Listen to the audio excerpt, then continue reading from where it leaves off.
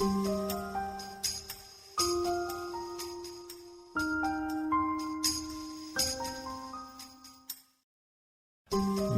to this edition of The Prudent Investor. In this issue, we will be looking at financial markets around the world and how they fared during the fourth quarter of 2020, as well as the impacts on a globally diversified portfolio on an annual basis.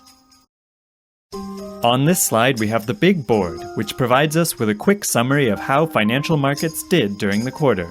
The fourth quarter continued the strong performance of quarter three. It was positive returns across the board, with emerging markets leading the way again with a whopping 19.7% return for the quarter.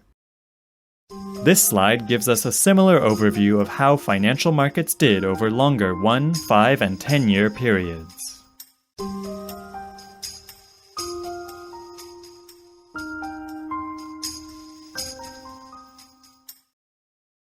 We call this slide the noise meter. Here you will find the headlines of the day from the fourth quarter of 2020, which caused plenty of people to worry about the market. The last entry for the quarter gives some good news. U.S. stocks notch records in final trading day of 2020. This slide is the world stock market performance noise meter for the past 12 months. You can clearly see the drop in the spring, followed by a fairly steady recovery throughout the year.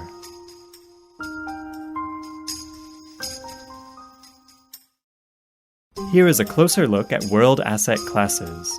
Equity markets around the globe posted positive returns in the fourth quarter. Looking at broad market indices, emerging markets outperformed non-US developed markets and US equities. Value outperformed growth, and small caps outperformed large caps across the regions. REIT indices underperformed equity market indices in both the US and non-US developed markets. Turning our attention to U.S. stocks, the U.S. equity market posted positive returns for the quarter but underperformed non-U.S. developed markets and emerging markets. Value outperformed growth across large and small cap stocks. Small caps outperformed large caps, and REIT indices underperformed equity market indices.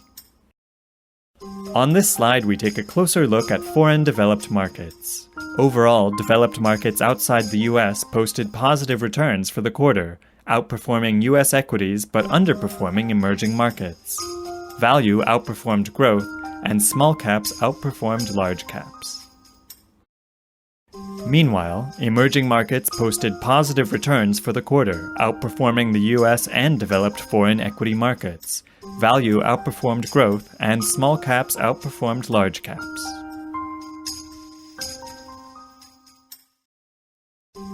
This slide provides you with an excellent overview of individual equity markets around the world. In US dollar terms, Austria and Spain recorded the highest country performance in developed markets, while Switzerland and Finland posted the lowest returns for the quarter. In emerging markets, Colombia and Hungary recorded the highest country performance, while Egypt and Kuwait posted the lowest performance. Now looking at how select foreign currencies fared versus the US dollar. In both developed markets and emerging markets, most currencies appreciated, but some, notably the Argentinian peso, depreciated. On this page, we have a review of real estate during the quarter. U.S. real estate investment trusts outperformed non-U.S. REITs during the quarter.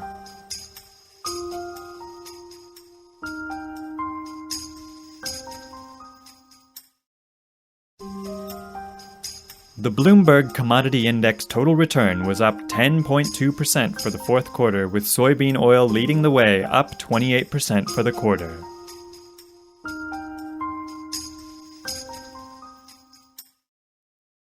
On this slide, we can see that interest rates across the U.S. fixed income markets were mainly up for the quarter. The yield on the 5-year Treasury note increased to 0.39%. The yield on the 10-year Treasury note rose to 0.93%, and the 30-year Treasury bond increased to a yield of 1.64%. On the short end of the yield curve, the 1-month Treasury bill was unchanged at 0.08%, while the yield on the 1-year bill dropped to 0.13%. The 2-year note yield finished unchanged at 0.09%. On this slide, we can see that interest rates in global developed markets were mixed for the third quarter of 2020.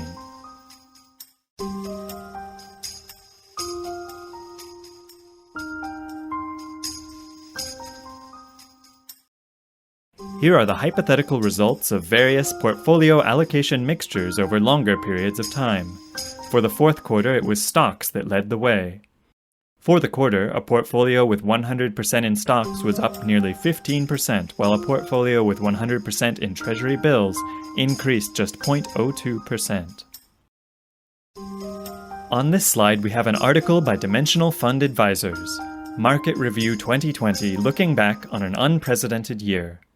It should come as no surprise that 2020 proved to be one of the most volatile years in modern history, with historically unprecedented events.